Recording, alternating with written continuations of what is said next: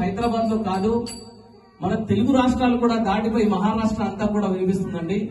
అలాంటి అద్భుతమైన గుడిలో అద్భుతంగా సేవ చేసే, అద్భుతంగా అలంకరణ చేసే అయ్యవార్లకి అమ్మవార్లకి, అలాగే నిత్యము పొద్దున 3 గంటల నుంచి సాయంత్రం రాత్రి వరకు కూడా అక్కడే ఉండి సేవ చేసుకునే మా సుధాకర్ అన్న గారికి గట్టిగా చప్పట్లు కొట్టాలండి. మార్నింగ్ 3 గంటల కంటే 3 గంటలకు వెళ్తారు, సాయంత్రం అంటే సాయంత్రం వెళ్తారు. తిండి తిన్నామా లేదా, నిద్రపోయామా లేదా, అమ్మవారికి సేవ చేసుకుంటానే ఉంటారండి.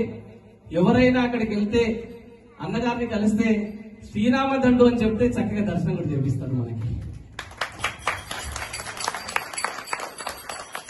అమ్మవారి అయ్యవారి దర్శనాలు తీసుకోవాలంటే రేపు తొలి ఏకాదశి చాలా అద్భుతమైన దినము. అలాగే ఇక్కడికి వచ్చిన భక్తులందరూ కూడా యూట్యూబ్ ఛానల్కి వెళ్ళి శ్రీరామదండు అని టైప్ చేయండి.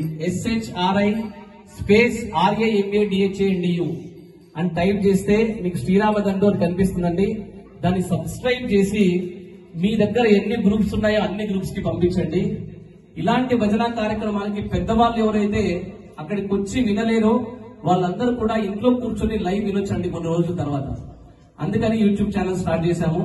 దయచేసి ధర్మమైన పని చేసే వ్యక్తులకి కొంచెం సాయం చేసినా వాళ్ళు చేసే ధర్మమైన పనిలో మనకు కూడా స్వామివారి కరుణ లభిస్తుంది, పుణ్యం వస్తుందండి. శ్రీరామదండు చాలా అద్భుతమైన కార్యక్రమాలు చేస్తున్నారండి. చిన్న పిల్లలు, పెద్దవాళ్ళు 40-50 మంది వాళ్ళే ఒకరు ఎక్కడి నుంచి జగదీర్గుంట నుంచి వచ్చారు, ఒకరు వనస్థలిపురం, అంబర్పేట, ఎక్కడెక్కడో బోయిన్పల్లి, కొంపల్లి నుంచి వచ్చారండి. అల్లువాళ్ళు కొంపల్లి. వీళ్ళందరూ వాళ్ళ కార్లలో వాళ్ళే పెట్రోల్ పోసుకుని వాళ్ళ డబ్బులు పెట్టుకుని 5:30కు వచ్చి ఇవన్నీ కార్యక్రమాలు చేస్తారు. భగవంతుడి వైపు మీ అందరికి ఆనందం అయిందండి ఇవాళ?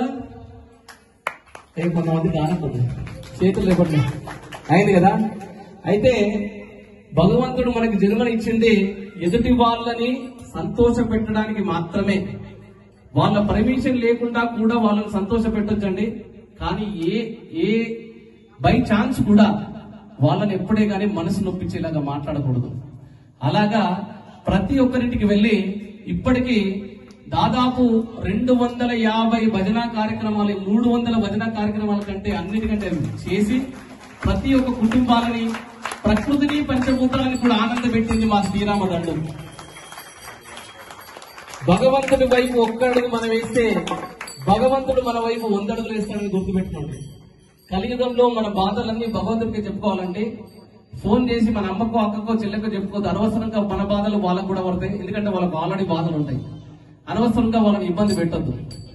చక్కగా భగవంతుడి రూమ్ లోకి వెళ్ళాలి, దండం పెట్టుకొని స్వామి నాకు ఈ బాధ ఉంది, నాకు తీర్చని చెప్పాలి. ఆయన ఒక్కడే తీర్చగలుగుతాడండి. ఓకే, ఒక్క చిన్న కథ వారమంతా చక్కగా నేర్చుకున్నాను కాబట్టి చెప్తాను.